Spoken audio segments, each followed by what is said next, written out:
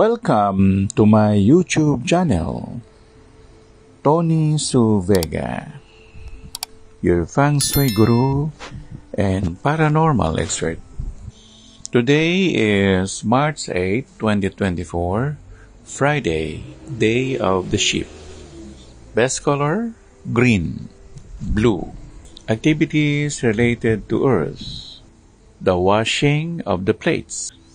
The piling of the jars, the collecting of the sand, the stockpiling of the bricks. So ngayong araw na ito, ng 8 ng Marso 2024, araw ng Biyernes, araw ng Tupa.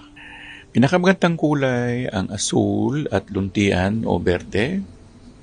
Mga gagawin sa araw na ito may kinalaman sa lupa, pagkuha ng mga may kinalaman sa lupa, paglilinis o paghuhugas ng mga plato, pag-aayos ng mga jar, pagbubungkal ng lupa, kung saan sa bandang huli ay tatamnan ng halaman. Sa araw ng tupa, maswerte rin ang tubig. So pwede ring magsemento at mainam din naman din na maglagay ka ng isang magandang hardin na mayroong mga bulaklak at magandang decorative na mga jars.